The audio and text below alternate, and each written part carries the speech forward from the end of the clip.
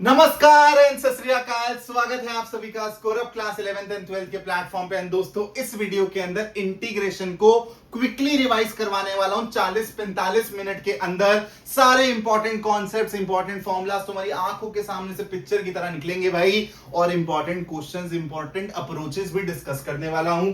इसी टाइप का quick revision one shot chapter 1 के लिए बनाया था, अब चैप्टर 7 के लिए बना रहा हूं। और हर चैप्टर के लिए ऐसे लेक्चर्स आएंगे। चैनल को सब्सक्राइब करके रखना, ये पूरी प्लेलिस्ट फॉलो करनी है, तुमको बहुत फायदा होगा। तो भाई, इंटीग्रेशन है क्या? It is nothing but inverse process of differentiation. किसी बच्चे ने बोला सर मुझे ना पता ये इनवर्स विनवर्स क्या हुए है, एकदम सिंपल बता दो मेरे को नहीं समझ आती है फालतू की मैथमेटिकल लैंग्वेज। तो मैंने उसको बोला साइन एक्स का डिफरेंशिएशन अगर मैं तेरे से पूछूं तो क्या आंसर आएगा? उसने बोला सर कॉस एक्स। मैंने बोला बस इसी तरीके से सोच, उल्टा कर दे कि cos x का अगर तू इंटीग्रेशन करता है तो तेरे को क्या जवाब मिलेगा? sin x।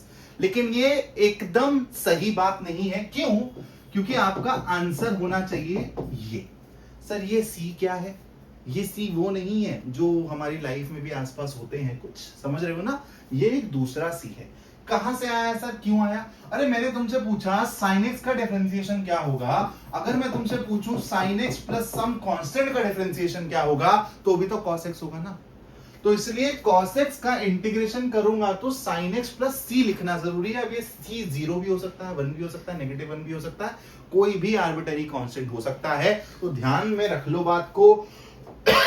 कोई सा भी इंडेफिनिट इंटीग्रेशन का सॉल्व करोगे सवाल तो ये प्लस सी को लिखना मत भूलना, वरना इसी के चक्कर में तुम्हारा आधा मार्क काट लेगा बेटा एग्जामिनर। ठीक है, अगर थोड़ा सा वैसा गुस्सेल हुआ तो पक्का काट लेगा। अब यहाँ पर बेटा बेसिक चीजें लिखी हुई हैं कि यार ये सांप जैसा जो यहाँ पे दिख रहा है ना, देखो सी भी है हमारे आसपास, बहुत सांप जैसे लोग भी हैं, बहुत सारे के सारे। तो ये सांप जैसा जो सिंबल है यही आपका इंटीग्रेशन का सिंबल है। यहाँ पे जो फंक्शन है अंदर इंटीग्रेशन के साइन के, इसको इंटीग्रैंड बोला जाता है।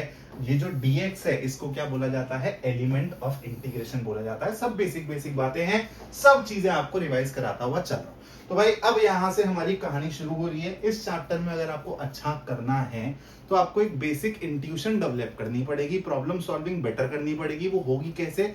जब आप ढेर सारे सवाल लगाओगे बच्चा। आपको जब बहुत सारे सवाल लगा लोगे ना तो आपका दिमाग अपने आप ही सवालों को कंपार्टमेंट में बांट देगा। कंपार्टमेंट वो नहीं जो एग्जाम में फेल होने से लग जाती है या फिर कम मार्क्स। कंपार्टमेंट मतलब बॉक्सेस में बांट लेगा, टाइप्स में बांट लेगा, कि आपका दिमाग अपने आप ही समझ जाएगा कि यार ऐसा सवाल ना मैंने देखा हुआ है, ऐसा सवाल आता है ना तो इस पे ये वाली अप्रोच काम करती है इंटीग्रेशन में। इसलिए जितने ज्यादा सवाल लगाओगे उतना ज्यादा बेटर ये चैप्टर तुमको लगेगा। यहाँ पर कुछ एलिमेंट्री एकदम बेसिक फॉर्मूलाज हैं। इन फॉर्मूलाज को तुमको डायरेक्टली यूज करना होता है। सबसे पहला फॉर्मूला क्या है? अगर लीनियर फंक्शन है कोई ax प्लस बी टाइप का, उसकी पावर n है, इसका इंटीग्रेशन करने जाओगे तो क्या मिलेगा? सबसे पहले मेरी बात को ध्यान से सुनना। ये जो आपका लीनियर फंक्शन है एज इट इज की पावर 1 बढ़ा दो, n प्लस 1 कर दो, और जो ये पावर है ना n प्लस 1, इसी को ही डिनोमिनेटर में लिख दो। अब यहां पर दूसरा कॉन्सेप्ट, डिफरेंशिएशन में x का कोफिशिएंट हमेशा आगे आ जाता था मल्टीप्लिकेशन में। इंटीग्रेशन में x का कोफिशिएंट हमेशा डिनोमिनेटर में आएगा, डिवीजन में आएगा, इस बात को याद रखना। तो इसका इंटीग्रेशन क्या हो जाएगा? 1/a। कहां से आया? अरे सर अच्छा ये x का कोफिशिएंट था ना, इसलिए आपने डिनोमिनेटर में लिखने के लिए 1/a कर दिया। ax प्लस b की power n plus 1 upon n plus 1 plus c। ठीक है, इसी का ही स्पेसिफिक केस है। x की पावर n का इंटीग्रल क्या होगा? x की power n plus 1 upon n plus 1 plus c। 1 upon linear type का ax प्लस b टाइप का इंटीग्रल दिखे तो तुम्हारा आंसर क्या होगा? सबसे पहले तो a को डिनोमिनेटर में डालना ही डालना है, तो 1/a ले लो, फिर आ जाएगा ln mod ax plus b plus c। इसी का ही स्पेसिफिक केस है 1/x का integration ln mod x plus c। बहुत इंपॉर्टेंट है, ध्यान रखना। e की पावर ax प्लस b का इंटीग्रेशन क्या हो जाएगा? e की power ax plus b upon a, या फिर 1/a से मल्टीप्लाई कर दो प्लस। इसी का ही स्पेसिफिक केस है e की पावर x का इंटीग्रेशन e की पावर x प्लस c हो जाएगा। a की पावर x का इंटीग्रेशन क्या हो जाएगा? a की power x upon ln a plus c। चलो, और थोड़े से बेसिक एलिमेंट्री फॉर्मूलाज आपके साथ डिस्कस कर रहा हूं। और यहाँ पर मैं आपको ये भी बता दूं, ये फॉर्मूलाज आपको पेपर में डायरेक्टली यूज करने होते हैं। ठीक है, साइन एक्स का integration minus cos x plus C, cos x का इंटीग्रेशन जहां से हमने लेक्चर की शुरुआत करी sin x plus C, sec square x का integration tan x plus C, क्योंकि tan x का डिफरेंशिएशन क्या होता है भाई, sec स्क्वायर होता है। cos x स्क्वायर x का integration minus cot x plus C, sec x tan x का integration sec x plus C, cosec x cot x का integration minus cosec x plus C. 1 upon, ये बहुत important है बेटा formulas, 1 upon under root 1 minus x square का integration sine inverse x plus C या फिर minus cos inverse x plus C. इस minus sign को आप यहां पर भी एडजस्ट कर सकते थे, जैसे मैंने यहां पे आपको करके दिखाया है। तो ये माइनस साइन एडजस्ट हो सकता है, इधर उधर ध्यान रखना। तो अगर आपसे कोई minus 1 upon under root 1 minus x square का इंटीग्रेशन पूछ ले तो ये cos inverse x plus C होगा, ठीक है। उसके बाद 1 अपॉन 1 प्लस एक्स स्क्वायर का इंटीग्रेशन, बहुत इंपॉर्टेंट है, क्रूशियल है, ऑब्जेक्टिव क्वेश्चन आते हैं, tan inverse x plus C. और यही बेटा minus cot inverse x plus C भी हो सकता है, या फिर यहां पर लेफ्ट हैंड साइड पे माइनस लगा दे वो एक न्यूमरेटर में, तो आंसर क्या हो जाएगा, cot inverse x plus C. ध्यान रखना 1 upon x under root x square minus 1 का इंटीग्रेशन क्या हो जाएगा, sec inverse x plus C या फिर negative of cosec inverse x plus. अब बेटा यहाँ पर कुछ बेसिक रूल्स हैं जो आपको दिमाग में रखने हैं। अगर कोई कांस्टेंट मल्टीप्लाई हो गया आपके इंटीग्रेंड से तो इस कांस्टेंट को बाहर ही रहने दो और सिंपली अपना इंटीग्रेशन सॉल्व करो। अगर आपके फंक्शंस एडिशन में है, सब्ट्रैक्शन में है, दो भी हो सकते हैं, दो से ज्यादा भी हो सकते हैं, आप लगा सकते हो और उन पे कॉमन इंटीग्रल का साइन है, तो ये क्या करो, इंटीग्रल का साइन हर किसी पे बांट दो, डिस्ट्रीब्यूट हो सकता है इंटीग्रल का साइन।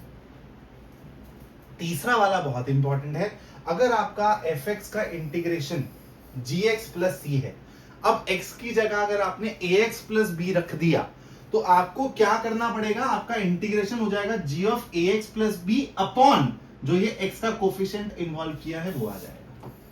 इसका मैंने स्पेसिफिक केस भी यहाँ पे लिया हुआ है कि cos x का इंटीग्रेशन है बेटा sin x प्लस c, यहाँ पे c नहीं लिखा हुआ है लेकिन आपको मानना है, तो cos 3x का इंटीग्रेशन क्या हो जाएगा, sin 3x बटा 3 प्लस c। ठीक है, चलो अब बेटा मेथड्स कौन कौन से हमने इस चैप्टर में सीखे हैं। सबसे पहला तो भाई इंट्यूशन बेस्ड मेथड्स हैं, जो भी आपने अभी तक डिफरेंशिएशन में पढ़ा है, जो भी फॉर्मूलेज आपने करे हैं, सवाल आपने करे हैं, उनसे आपके एक सबकॉन्शियस माइंड में ना इंट्यूशन बैठ जाती है, क्योंकि ये कुछ नहीं है बेटा, it is just the inverse of differentiation. तो वो इंट्यूशन ही आपको काफी सारे ना क्वेश्चंस में बता देता है कि यार ये वाला ना, ये जो तेरे को दिख रहा है ना इंटीग्रेंड, ये मतलब किसी के डिफरेंशिएट करने से आया होगा, किसी फंक्शन को डिफरेंशिएट करने से आया होगा, तो मैंने तो ये एज अ आंसर देखा है, मतलब इसको इंटीग्रेट करूंगा तो ये आएगा। इस तरीके से आपकी इंट्यूशन डेवलप हो जाती है और इंट्यूशन इस चैप्टर के लिए बहुत इंपॉर्टेंट है। उसके बाद आता है बेटा मेथड ऑफ सब्स्टिट्यूशन। यहाँ पर आप अपने फंक्शन को देखते हो, आपका फंक्शन या तो ऐसा डायरेक्टली लिखता है कि भाई इंटीग्रेंड की बात कर रहा हूं, इंटीग्रेंड में फंक्शन होगा और उसका डेरिवेटिव भी प्रेजेंट होगा, तो हम लोग कुछ नहीं करते बेटा, हम लोग f ऑफ x को टी पुट कर देते हैं, फंक्शन को टी पुट कर देते हैं और यहां से हमारा पूरा का पूरा ये इंटीग्रल सिंप्लीफाई हो जाता है। या फिर ऐसा डायरेक्टली नहीं दिया होगा बेटा, तो वहां पर तुमको कुछ मैनिपुलेशन करनी पड़ती है, थोड़ा और डिग डाउन करना पड़ता है सवाल के अंदर और फिर उसको इसी फॉर्म में लाके सिंप्लीफाई करना पड़ता है। तो सब्स्टिट्यूशन के लिए बहुत सारे सवाल लगाने पड़ेंगे ताकि मैनिपुलेशन सीखे हम लोग। कहीं कहीं पे 1 को आपको sin square x plus cos square x put करना होता है, तो ऐसे बहुत सारे मैनिपुलेशंस हैं बेटा जो आप इस चैप्टर में सीखते हैं। उसके बाद हमारे दो और मेथड्स हैं, इंटीग्रेशन बाय पार्ट्स और integration by partial function. Partial function के लिए तो बेटा आपकी एनसीईआरटी में एकदम स्टैंडर्ड फॉर्म्स दी हुई है कि उस टाइप का इंटीग्रल दिखे तो आपको क्या करना है, और बहुत इजी है, ठीक है, और इससे सवाल आता ही आता है। इंटीग्रेशन बाय पार्ट्स के अच्छे अच्छे सवाल भी आ जाते हैं और कभी कभी पता ही नहीं चलता कि यार यहाँ पर इंटीग्रेशन बाय पार्ट लगाना था, लेकिन इसके लिए हिंट है, जो बेसिकली लॉग वाले सवाल आते हैं ना, उनमें मेजरली आपको इंटीग्रेशन बाय पार्ट्स लगते हुए दिखाई देता है। ठीक है, अब एक एक करके हम लोग सब पर बात करने वाले हैं। यहाँ पर बेटा मैं कुछ और, आप इनको डिराइव्ड फॉर्मूलाज बोल सकते हो। अभी तक हमने जो भी 6 सेट ऑफ फॉर्मूलाज करे हैं ना, हाँ ये बहुत इंपॉर्टेंट है, आप लोगों को इंटीग्रेशन के फॉर्मूलाज ना इसी तरीके से जैसे मैं आपको सिखा रहा हूं कि 4 ये हो गए, 5वां सेट ऑफ फॉर्मूलाज ये रहा, 6ठा सेट ऑफ फॉर्मूलाज ये रहा, और ये आ गए बेटा आपके 7 सेट ऑफ फॉर्मूलाज। यहाँ पर जो आपको 7 सेट ऑफ फॉर्मूलाज दिख रहे हैं ना, ये डायरेक्ट फॉर्मूलाज नहीं है, ये डिराइव्ड फॉर्मूलाज है, लेकिन इनको भी आप एग्जाम में डायरेक्टली यूज करोगे। लेकिन यहाँ पर आप लोगों को थोड़ी सी अप्रोच डिफरेंट करनी पड़ती है। जैसे tan x का इंटीग्रल अगर मेरे को निकालना है तो मेरे को पता है कि इसको मैं डायरेक्टली नहीं सोच सकता, मेरे को अब tan x को sin x बटा cos x करना पड़ेगा और फिर मेरे को सब्स्टिट्यूशन मेथड लगाना पड़ेगा यहाँ पर, क्योंकि sin x और cos x एक फंक्शन है तो दूसरा उसका डेरिवेटिव है इंटीग्रल में, इसलिए सब्स्टिट्यूशन वाला मेथड काम करता है। लेकिन आपको इन रिजल्ट्स को डायरेक्टली याद रखना है दोस्त, ठीक है। tan x का integration ln mod sec x plus c, cot x का integration ln sin x plus c, sec x का integration ln sec x plus tan x plus c, cosec x का integration ln cosec x minus cot x plus c। और यहाँ पर इन दोनों integrals को solve करने का जो तरीका है, जो मैनिपुलेशन है, वहीं से आप लोग बहुत चीजें सीखते हो। तो इस चैप्टर में मैं आपको एक रिक्वेस्ट और कर रहा हूं, जो भी आपके ये डिराइव्ड फॉर्मूलाज है ना, ये कैसे आते हैं, इनका प्रोसेस वो जरूर देखना है एक बारी, अगर नहीं देखा हो यहां से मैनिपुलेशन सीखोगे। जैसे sec x का इंटीग्रेशन करना है ना, तो हम लोग मल्टीप्लाई डिवाइड करते हैं sec x plus tan x से। इससे होता क्या है, ऊपर आपका sec square x plus sec x tan x बनेगा और नीचे sec x plus tan x बनेगा। अब देखो नीचे वाले का अगर डिफरेंशिएशन आप करते हो तो आपको क्या मिलेगा, sec x का क्या हो जाएगा sec x tan x, और tan x का इंटीग्रेशन डिफरेंशिएशन क्या हो जाएगा sec स्क्वायर x। तो अगर आप डिनोमिनेटर को t पुट करते हो, आपको ऊपर आपका और कुछ नहीं डेरिवेटिव ये दिख रहा है। तो आपने यहाँ पे ये मैनिपुलेशन करी, sec x में आपको डायरेक्टली ये नहीं दिख रहा था कि एक फंक्शन और उसका डेरिवेटिव है, आपने ये मल्टीप्लाई डिवाइड किया, फिर आपको दिखने लगा जो मैं पिछली स्लाइड पे बता रहा था कि यार हाँ, अब तो मेरे को एक फंक्शन और उसका डेरिवेटिव मिल गया इंटीग्रेंड में, अब मैं सवाल को बहुत इजीली सॉल्व कर लूंगा। उसके बाद आपने कुछ नहीं किया बेटा, इसको t पुट किया तो ऊपर वाला आपका dt आ गया, dt बाई t का हम लोग जानते ही हैं ln t plus c, t को सब्स्टिट्यूट कर दो sec x plus tan x, आपका आंसर आ गया। सिमिलरली फोर्थ वाला जो यहाँ पर है, ये भी ऐसे ही सॉल्व होगा। इसमें हम लोग cosec x minus cot x से मल्टीप्लाई डिवाइड करते हैं, ठीक है। 8 सेट ऑफ फॉर्मूला बहुत इंपॉर्टेंट है, बहुत क्रूशियल है, एक सवाल आएगा ही आएगा। 1 upon a square minus x square, 1 upon x square minus a square, 1 upon x square plus a square. नीचे आपको क्वाड्रेटिक फंक्शन दिख रहा है, a square minus x square minus a square, x square plus a square. ये 3 set of formula याद रखने हैं। इसका आपको इंटीग्रेशन क्या मिलेगा, 1/2a ln a plus x upon a minus x plus c, 1/2a ln x minus a upon x plus a plus c, और यहाँ पे 1/a tan इनवर्स आ जाएगा। यहाँ पे ln है, यहाँ पे tan inverse x by a plus c। इनको सॉल्व कैसे करते हैं, मतलब ये एक्चुअली डिराइव कैसे होते हैं, ये आपको सीखना है। मैंने लिख रखा है यहाँ पर, ये आप लोग बेटा सब्स्टिट्यूशन से भी बना सकते हो, पार्शियल फ्रैक्शन से भी बना सकते हो, और यहाँ से ही आपकी अप्रोचेस डेवलप होती है, मैनिपुलेशन स्किल्स डेवलप होती है। इसलिए मैं बोल रहा हूँ डिराइव्ड फॉर्मूलाज के प्रूफ हर बच्चा प्यार से समझेगा, तभी जाके आप लोगों से सवाल बनने चालू होंगे। जैसे मैंने यहाँ पे लिखा भी हुआ है कि भाई इन इंटीग्रल्स को एक्सप्लोर करना है। जैसे मैंने 1 upon a square minus x square का इंटीग्रेशन 2 तरीकों से करके दिखाया है।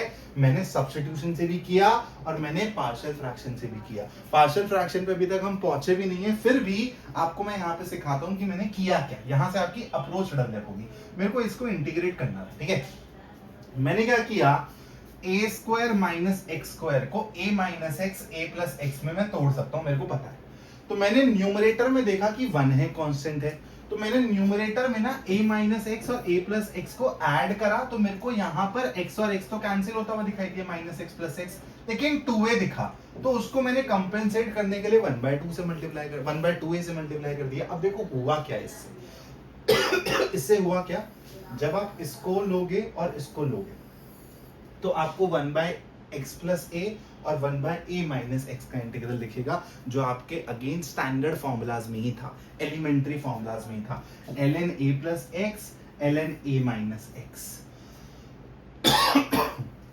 सवाल यहाँ पर आप लोगों का समाप्त हो जाता है और बहुत इजीली आपको आपका आंसर मिल जाएगा। So this is the hack of partial fraction, कि जहां पर हम लोग डिनोमिनेटर को देख के न्यूमरेटर को मैनिपुलेट करते हैं, यही है पूरा का पूरा पार्शियल फ्रैक्शन। लेकिन ये तो चलो आपको सीखने के लिए है, आपके एनसीईआरटी में डायरेक्टली ही स्टैंडर्ड फॉर्म्स दी हुई हैं कि भाई इस टाइप का इंटीग्रल लिखे तो ये कर देना, इस टाइप का इंटीग्रल लिखे तो ये कर देना, जहां पे ए बी की वैल्यूज निकालनी होती है, आपने पढ़ा होगा। यहाँ पर कुछ यार इंपॉर्टेंट पॉइंट्स हैं। एक इंटीग्रल को सॉल्व करने के लिए, जैसे मैंने आपको पिछले वाले ही पेज में दिखाया कि इसको मैंने दो तरीकों से सॉल्व किया, तो आपका तरीका मेरा तरीका किसी इंटीग्रल के क्वेश्चन को सॉल्व करने का अलग अलग हो सकता है, फिर भी हमारे सेम आंसर हो सकते हैं। ठीक है, तो आपको अप्रोचेस को लेके ना लिमिटेड नहीं रहना है, जितना दिमाग अपना खोल के सवाल कर सकते हो ना उतना करो, कि अच्छा ऐसा कर दूं तो अच्छा ये करने से काम बन रहा है क्या। ऐसे आपको मल्टीपल अप्रोचेस डेवलप करनी पड़ेगी और उसमें से फिर कुछ अप्रोचेस आपको बनते हुए दिखाई देंगी। इसलिए मैं कह रहा हूं इस चैप्टर की एंड तक आप एकदम खुली छूट से भाई प्रैक्टिस करते ही रहना, छोड़ना मत इस चैप्टर को। डिपेंड करता है कि कौन सा मेथड आपको स्ट्राइक किया है पहले, वो थोड़ा सा लेंदी भी हो सकता है, कम लेंदी भी हो सकता है, लेकिन जो आपको पहले मेथड स्ट्राइक कर रहा है वही आपके लिए बेस्ट है। इंट्यूशन, मैनिपुलेशन स्किल्स डेवलप करनी पड़ेगी, और वो कैसे आएगा, जब आप फॉर्मूलाज कैसे बन रहे हैं, प्रूफ देखोगे जो डिराइव्ड फॉर्मूलाज हैं उनके। तो भाई अब तक मैं आपको 8 सेट ऑफ फॉर्मूलाज, और आपके दिमाग में ना ये ऐसे मैप हो जाना चाहिए कि सर ने first, second, third, fourth formula कौन ले बताए थे, फिफ्थ में मेरे ट्रिग्नोमेट्री फॉर्मूलाज थे। मैं इसको 7 साल से पढ़ा रहा हूँ और मेरे दिमाग में एकदम मैप हो रखा है कि फिफ्थ सेट ऑफ फॉर्मूलाज कौन से हैं, 6 सेट ऑफ फॉर्मूलाज कौन से हैं, 7 सेट ऑफ फॉर्मूलाज कौन से हैं, 8 सेट ऑफ फॉर्मूलाज कौन से हैं, ये रहे आपके 9 सेट ऑफ फॉर्मूलाज, और ये रहे आपके 10 set of formulas. 1 upon under root a square minus x square, 1 upon under root x square minus a square, 1 upon under root x square plus a square, ये हो गए आपके 9 सेट ऑफ फॉर्मूलाज, याद रख लेना। ये हो गए आपके 10 set of formulas. Under root a square minus x square का integral, under root x square minus a square का integral, under root x square plus a square का इंटीग्रल। यहाँ पे वही चीज डिनोमिनेटर में थी, यहाँ पे वो चीज न्यूमरेटर में, ध्यान रखना। और यहाँ पर मैंने इंपॉर्टेंट सब्स्टिट्यूशंस लिख रखे हैं कि अगर ऐसा इंटीग्रल लिखा और फॉर्मूलाज याद नहीं रहे तो इन सब्स्टिट्यूशन से आप लोग इनको डिराइव कर सकते हैं। डेरिवेशन, उसका प्रूफ समझना बहुत जरूरी है। सर बार बार ही कह रहे हो, मैं समझ गया हूं कितना इंपॉर्टेंट है, लेकिन प्लीज इस बात को तुम लोग बिल्कुल भी लाइटली मत लेना। और मेरे कहने पर अगर इंटीग्रेशन में स्ट्रगल कर रहे हो, सारे डिराइव्ड फॉर्मूलाज पूरी की पूरी एनसीईआरटी एक बार ना शिद्दत से बैठ के पढ़ो, या फिर मेरा वन शॉट देख लो, कोई सी भी एक चीज कर लो, इंटीग्रेशन में दिक्कत होनी बंद हो जाएगी। अब बेटा देखो, डिफरेंट टाइप्स ऑफ सवाल आएंगे तो कैसे सॉल्व करेंगे। जो मैं बता रहा था ना स्टार्टिंग में कि सवाल करते करते समझ आता है, अरे यार ये वाले टाइप का सवाल तो मैं एक कैटेगरी में डाल सकता हूँ, इसकी अप्रोच ये रही, ये ना मेरा टाइप बी का सवाल, ये रही अप्रोच। तो ऐसे ही आपको सिखाने वाला हूँ मैं। टाइप ए, अगर आपको इस टाइप का इंटीग्रल लिखे 1 upon ax square plus bx plus c, ये क्वाड्रेटिक है, तो आपको यहाँ पर क्या करना है बेटा, इस चीज को कंप्लीटिंग द स्क्वायर मेथड से आपको जो डिनोमिनेटर में दिख रहा है ना, इसको आपको इस टाइप का कुछ बनाना पड़ेगा, इन तीनों में से कुछ टाइप का बनाना पड़ेगा जो भी वहां पर सूट करेगा। ठीक है, use completing the square and convert it into a square minus x square, denominator को x square minus a square या फिर x square plus a square, उसके बाद आपके स्टैंडर्ड फॉर्मूलाज काम करेंगे। तो यहाँ पर बेटा जो मैंने ये आपको सेट ऑफ फॉर्मूलाज बताया है ना, चाहे वो 8 सेट ऑफ फॉर्मूलाज है, 9 है, 10 है, आप इनको भी डायरेक्टली यूज कर सकते हैं। Though they are derived formulas, but you are allowed to use this directly in your board exam और प्री बोर्ड एग्जाम और हाफ ईयरली एग्जाम्स। चलो भाई, गले की बैंड हो जाती है यार। जैसा मैंने बोला था कि स्ट्रैटेजी भर भर के देखते हो, कंटेंट नहीं देखते हो, जिसमें बहुत ज़्यादा मेहनत लगती है। और मैं जेन्युइनली चाहता हूँ कि भाई तुम स्ट्रैटेजी के पॉइंट ऑफ व्यू से तो मेरी हेल्प लो, लेकिन मैथ्स जहाँ पर जिस तरीके से पढ़ा रहा हूँ मैं, तुम लोग उसका बेनिफिट ज़्यादा उठाओ यार। मैं कोई इन्फ्लुएंसर नहीं हूँ भाई, इन्फ्लुएंसर नहीं हूँ मैं, अपने आप को टीचर ही मानता हूँ। तो इसलिए जब तुम कंटेंट वीडियोस नहीं देखते हो ना, तो दिल ज़्यादा दुखता है यार। मेरी तुमसे बस एक रिक्वेस्ट है, अगर इस वीडियो पे 1000 व्यूज, 100 लाइक्स एंड 25-30 कमेंट्स आ जाते हैं अगर, तो सबसे पहले तो हाफ ईयरली से पहले एक मैराथन प्लान करूंगा तुम्हारे लिए। दूसरा, मेरा जो personal hand written question bank है उसका मैं फ्री गिव अवे भी करूंगा, अगर इस वीडियो पे तुम लोग बढ़िया से प्यार दिखाते हो। टाइप बी क्या है बेटा, कि आपके इंटीग्रेंड में ऊपर लीनियर फंक्शन है और नीचे क्वाड्रेटिक है। तो लीनियर बाय क्वाड्रेटिक का फंक्शन अगर हो तो कैसे सॉल्व करना है आप लोगों को ऊपर वाले बंदे को कैसे लिखना है a times derivative of denominator plus b। अब यहां पर a और b की वैल्यूज निकालोगे तो आपका इंटीग्रल ऑलरेडी सिंप्लीफाई हो जाता है। एग्जांपल के तौर से दिखाता हूं, जैसे ये मैंने सवाल लिया हुआ है, अप्रोच पूरी डिस्कस करूंगा, टेंशन मत लेना।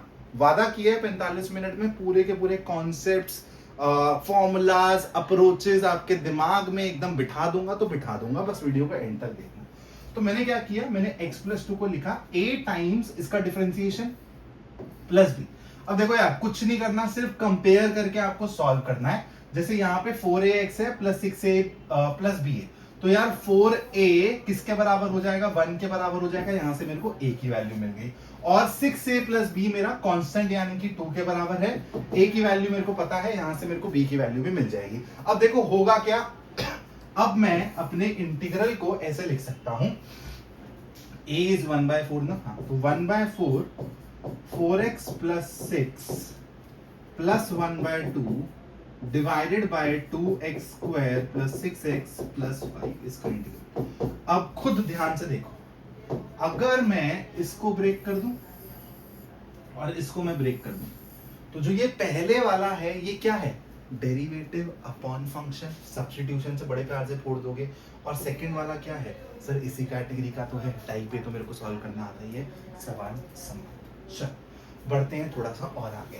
टाइप सी कि 1/√, के अंदर क्वाड्रेटिक आ जाए, तो अब मैं यहाँ पे 1/√a² minus x², 1/√x² minus a², 1/√x² plus a² वाला फंडा लगाने की कोशिश करूंगा। तो यहाँ पर भी कंप्लीटिंग द स्क्वायर ही चलना है, यहाँ पर सिर्फ टाइप अलग है क्योंकि फॉर्मेटिंग अलग है और कुछ नहीं, मेथड सेम लगेगा। सेट 9 में जो फॉर्मूला थे ना आपके 1/√, वाले, उस कैटेगरी में जाके बैठेगा।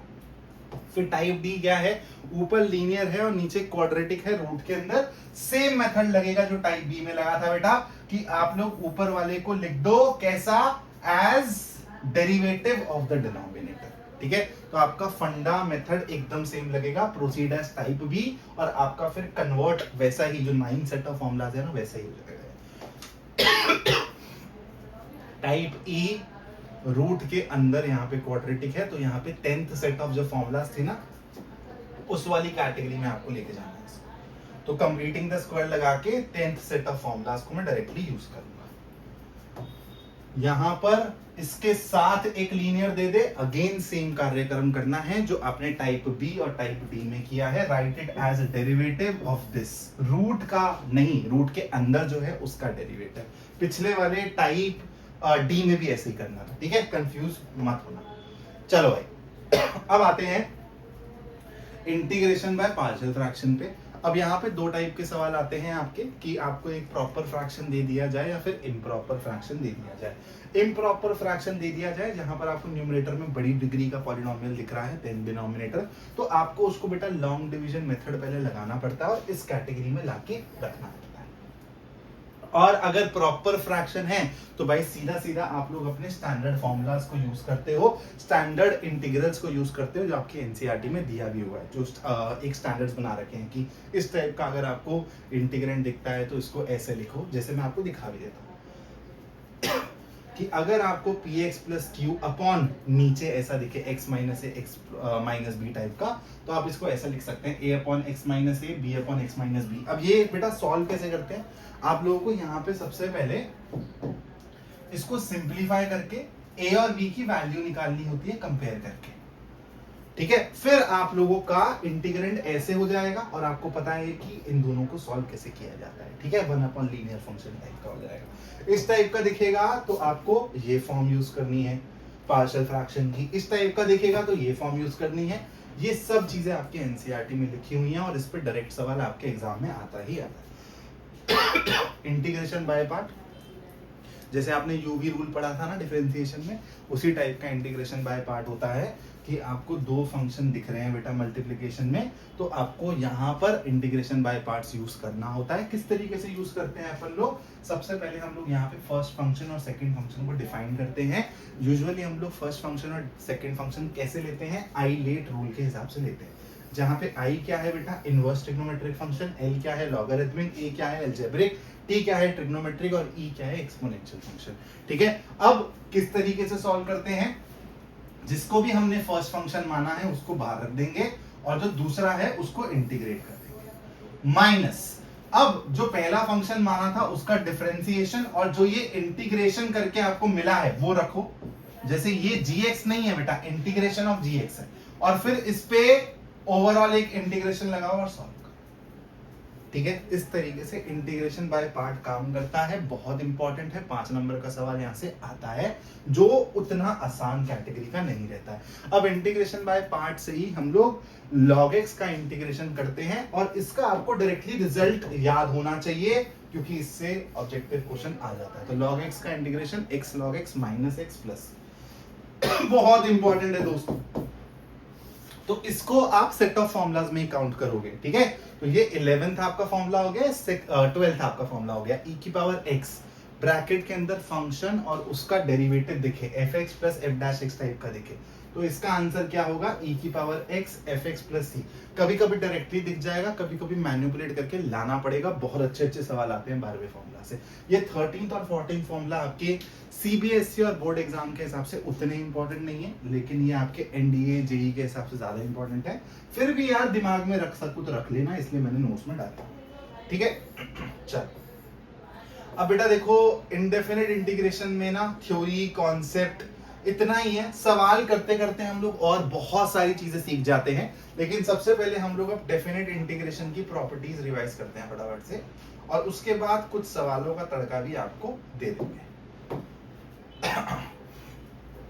ठीक है, तो यहाँ पर बेटा आपका डेफिनेट इंटीग्रेशन सॉल्व कैसे करते हैं ये लिखा हुआ है। ये आपकी फंडामेंटल थ्योरम है, ये आपकी लोअर लिमिट कहलाती है, ये आपकी अपर लिमिट कहलाती है। तो आप इस इंटीग्रल को नॉर्मली सॉल्व करते हो जैसे इंडेफिनिट इंटीग्रल को सॉल्व करते थे। जो भी आपका आंसर आया, और सबसे पहले तो यहाँ पर अब सी गायब हो जाता है ना, सी गायब हो जाता है, ध्यान रखना। और एक बार ही आप लोग क्या करोगे, ये अपर लिमिट डालोगे, एक बार लोअर लिमिट डालोगे, और दोनों का सबट्रैक्शन ले लोगे, डिफरेंस ले लोगे, वही आपका आंसर होता है। यहाँ पे सी का काम खत्म हो जाता है, ध्यान रखना। अब यहाँ पर प्रॉपर्टीज डिस्कस कर रहे हैं बेटा। आप अपने वेरिएबल को इंटरचेंज कर सकते हो, उससे आपको कोई फर्क नहीं पड़ रहा। x की जगह t डाल दोगे तो भी आपका डेफिनेट इंटीग्रल का आंसर सेम ही आने वाला है, जैसे यहाँ पर आपको दिख रहा है। x स्क्वायर dx का integral from 0 to 1 will be same as t square का इंटीग्रल फ्रॉम 0 to 1। उसके बाद अगर आप अपनी अपर लिमिट लोअर लिमिट को इंटरचेंज करते हो तो आपको एक माइनस साइन से उसको एडजस्ट करना पड़ेगा, ध्यान रखना। तीसरा फॉर्मूला क्या है भाई, ब्रेक कैसे किया जाता है फंक्शन को, और जो तीसरी प्रॉपर्टी है मॉडुलस वाले क्वेश्चंस में यूज होती है, मैं दिखाऊंगा, अभी सैंपल भी दिखाऊंगा। ठीक है, तो मान लो कहीं पर ब्रेक करना है आपको फंक्शन को एट पॉइंट सी, तो आप इसी इंटीग्रल को ऐसे ब्रेक भी कर सकते हो। a टू c इंटीग्रेट कर लो और फिर c टू b कर लो। स्प्लिटिंग प्रॉपर्टी इसको बोलते हैं, जहां पे c आपका a और b के बीच में लाई करेगा। उसके बाद आता है सबसे इंपॉर्टेंट किंग्स प्रॉपर्टी, आएगा ही आएगा सवाल। यहां पर क्या कहता है, अगर आपको इस टाइप का इंटीग्रल सॉल्व करना है, तो अगर आप इसको i बोल रहे हो तो आप x की जगह a plus B minus x भी रख देंगे। dx में कुछ चेंज नहीं होगा, ध्यान रखना। सिर्फ x आप लोग अगर x की जगह upper limit plus lower limit minus x substitute कर देते हो तो भी आपको i ही मिलेगा। ठीक है, आपका डेफिनेट इंटीग्रेशन का आंसर सेम आएगा। बहुत इंपॉर्टेंट है दोस्त। इसी का स्पेसिफिक केस ये हो जाता है कि 0 से a ले लिया तो अब यहां पर f of a minus x. चलो भाई, फिफ्थ प्रॉपर्टी क्या है अपनी, माइनस a से a की। इसका आंसर 0 आता है अगर f ऑफ x हमारा ऑड फंक्शन है। ऑड फंक्शन का मतलब क्या होता है यार, f of minus x will come out to be minus of f of x। Twice of 0 to a f of x dx हो जाएगा अगर f of x even function होता है, यानी कि f of minus x comes out to be same as f of x। ठीक है, बहुत इंपॉर्टेंट है, 1 नंबर का सवाल आ सकता है।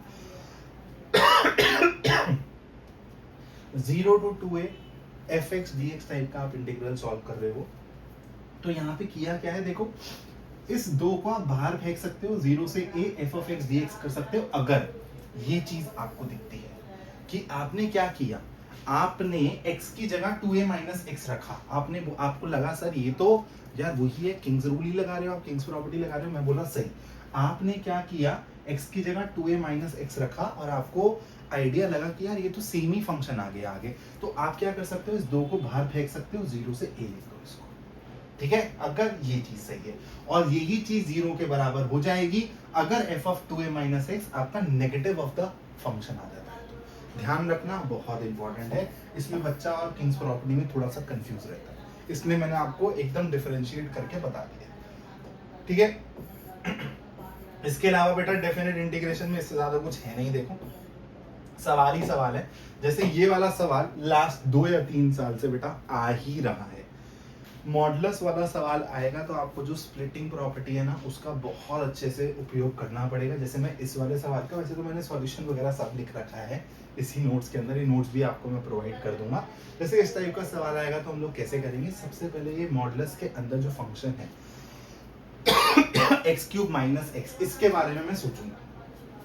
ठीक है, कि -1 से 2 में ये कब पॉजिटिव रहेगा कब नेगेटिव रहेगा, उसके हिसाब से मैं इस सवाल को सॉल्व करूंगा। जैसे -1 से 0 में मेरे को पता चला कि ये पॉजिटिव है तो मैंने इसको डायरेक्टली ओपन कर दिया। 0 से 1 में ये नेगेटिव है और 1 से 2 में ये पॉजिटिव है। अब सर ये कैसे पता लगेगा, कैसे सॉल्व करूंगा, तो यहीं पर ही गेम है। तुमको सबसे पहले यहाँ पे इसको फैक्टराइज करना पड़ेगा। तो तुम्हारा मॉडुलस के अंदर कुछ ऐसा लिखेगा, तुमको एक्स स्क्वायर माइनस 1 हो जाएगा, है ना। तो ये x माइनस 1 x प्लस 1। और अब तुमको पता है तुमको क्या करना है, तुमने 11th क्लास में बेबी कर्व पढ़ा है। ठीक है, तो तुम यहाँ पर -1 0 1, और अब तुम हर पॉइंट के अबाउट देखोगे कब तुम्हारा फंक्शन पॉजिटिव रहेगा कब तुम्हारा फंक्शन नेगेटिव रहेगा, उसके हिसाब से तुमको लिमिट्स को ब्रेक करना पड़ेगा, जैसे यहाँ पे मैंने किया। चलो और कुछ इंपॉर्टेंट सवाल दिखाते हैं तुमको। एनसीईआरटी का सवाल है लेकिन बहुत इंपॉर्टेंट सवाल है, और आपका रिपीटेड पीवाईक्यू भी है। और यहीं पे ही मैं तुम लोगों को बता देता हूँ, कुछ सवाल तो मैं तुमको दिखा रहा हूँ लेकिन तुमको पता है 40-45 मिनट में सारे सवाल डिस्कस नहीं कर सकता हूँ। इसी के लिए मैं वीडियो के एंड में एंड स्क्रीन पे एक लेक्चर लगाऊंगा जिसमें 10 क्वेश्चन करवाए हैं मैंने। तुम्हारा हाफ ईयरली का, प्री बोर्ड का, बोर्ड का, जिस मर्जी का एग्जाम हो, ये 10 क्वेश्चन अगर तुम लगा के जाओगे तो तुम फुल ऑफ कॉन्फिडेंस जाओगे विद रिस्पेक्ट टू इंटीग्रेशन। जैसे ये वाला सवाल आ गया बेटा, तो मैं क्या करूंगा, देखो मैंने किया क्या, अप्रोच सी 0 से π/2 log sin x का मेरे को इंटीग्रेशन करना है। तो मैंने सोचा चलो यार, सबसे पहले जब भी डेफिनेट इंटीग्रेशन का सवाल आए ना दोस्त, आप लोग को किंग्स प्रॉपर्टी ही यूज करनी है दिमाग में। तो अगर मैंने देखा यार sin x मतलब x की जगह π/2 माइनस एक्स रख दिया जाए तो sin ऑफ π/2 माइनस एक्स तो cos x होता है। मैंने बोला यार बहुत खूबसूरत बात है। आपने बहुत खूबसूरत बात बोली है।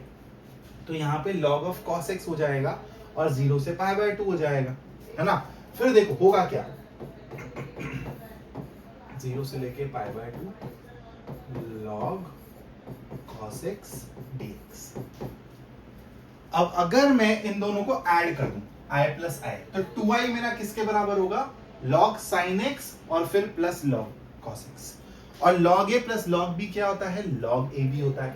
तो यहां पर आप लोगों को दिखेगा कि आपका 2i किसके बराबर आ रहा है, 0 से लेके π/2 log sin x cos x आ रहा है अंदर। बोलो हाँ या ना। अब आपको एक चीज यहां से विजुअलाइज होगी कि sir sin x cos x दिख रहा है, क्या इसको मैं 2 sin x cos x बना लूं।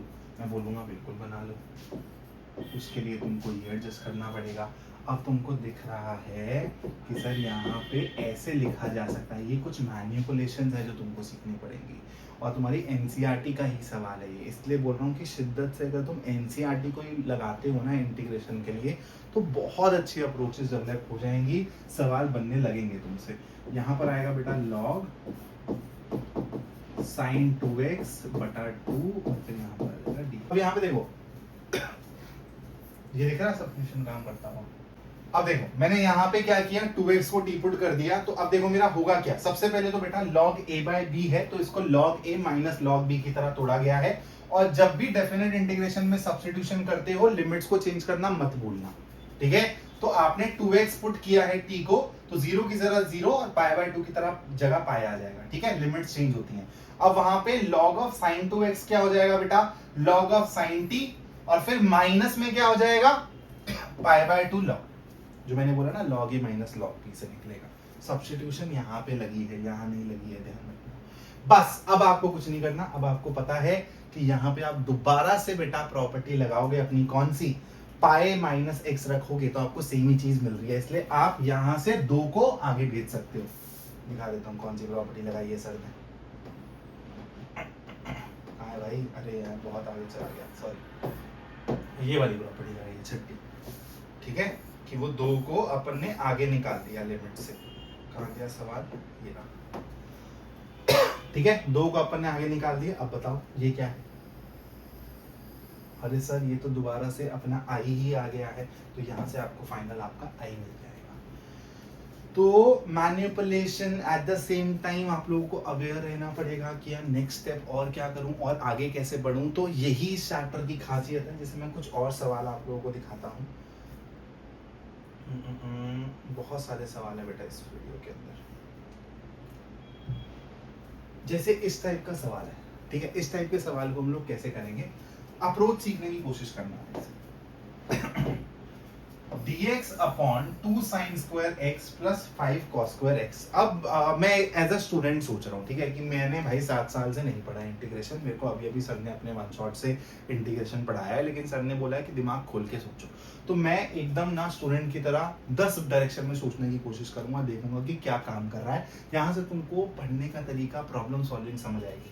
तो नीचे मेरे को sin स्क्वायर x भी दिख रहा है और cos स्क्वायर x भी दिख रहा है, और मुझे पता है कि यार sin स्क्वायर x और cos स्क्वायर x आपस में इंटरचेंज करे जा सकते हैं, लेकिन क्या उससे काम चलेगा, एक बार ही देख लेता हूं मैं। कि मैं ऐसे भी तो लिख सकता हूँ ना कि ये 2 sin स्क्वायर x है और इसको 2 cos square x plus 3 cos square x लिख दूं। तो 2 sin square x plus 2 cos square x, 2 common लोगे तो अंदर 1 बचेगा। तो अगर मैं इसको ऐसे लिख दूं तो काम चलेगा। मैं भी स्टूडेंट के पर्सपेक्टिव से सोच रहा हूँ, ठीक है, कि 3 cos स्क्वायर x प्लस 1,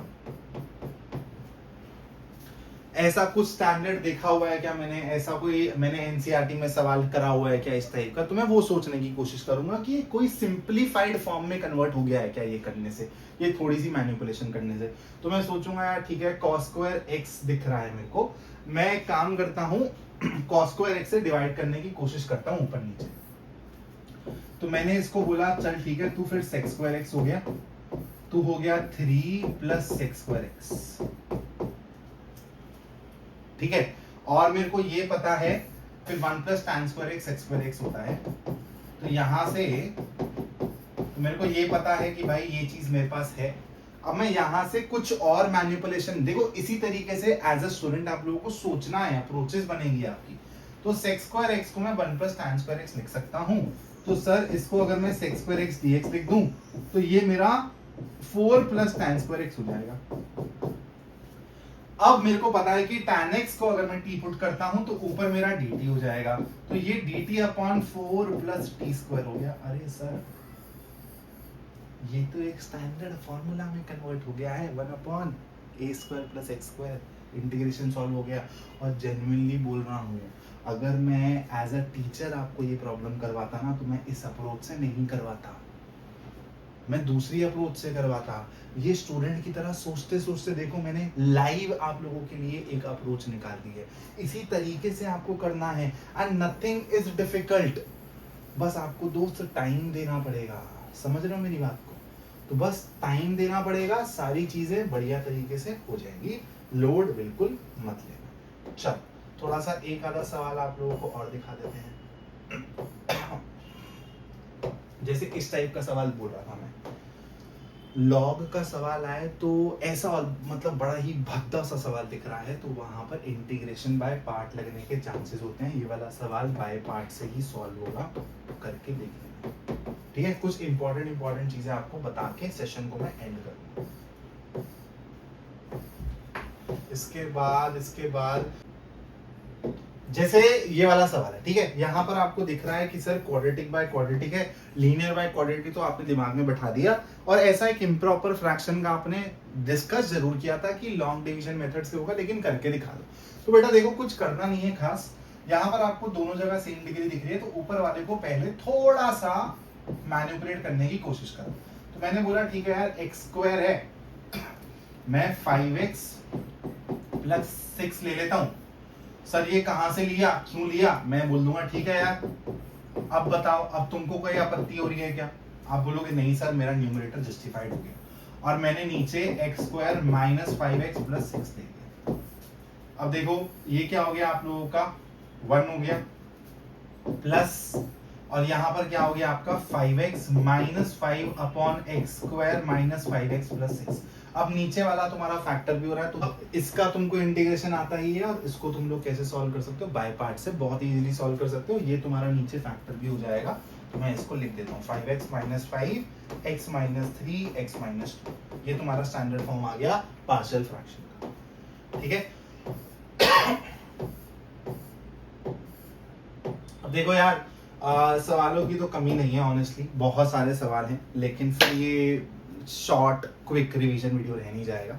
इसके बाद यहाँ पर ना तुम लोगों को एंड स्क्रीन में एक 10 क्वेश्चंस का वीडियो आएगा, वो क्वेश्चंस तुमको करने ही करने हैं। अपार्ट फ्रॉम दैट एनसीईआरटी के सारे क्वेश्चंस लगाओ, मेरा जो तुमने क्वेश्चन बैंक लिया है वहां से सवाल लगाओ, और पीवाईक्यूज लगाओ। अगर तुम इस चैप्टर के लिए इतना भी कर लेते हो, बोर्ड एग्जाम में जैसा मर्जी सवाल आए तुम बनाने लायक बन जाओगे। यही मेरा बेटा एजेंडा है कि तुम लोग प्रॉब्लम सॉल्विंग सीखो, और नया सवाल आए तो तुम लोग उससे घबराओ नहीं, बल्कि ये सोचो भाई मैं गगन सर का स्टूडेंट हूँ, मेरे को सवाल बनाने आते हैं, मैं इसको एक बारी ट्राई करके देख लेता हूँ। Thank you so much for watching this video. जय हिंद दोस्तों।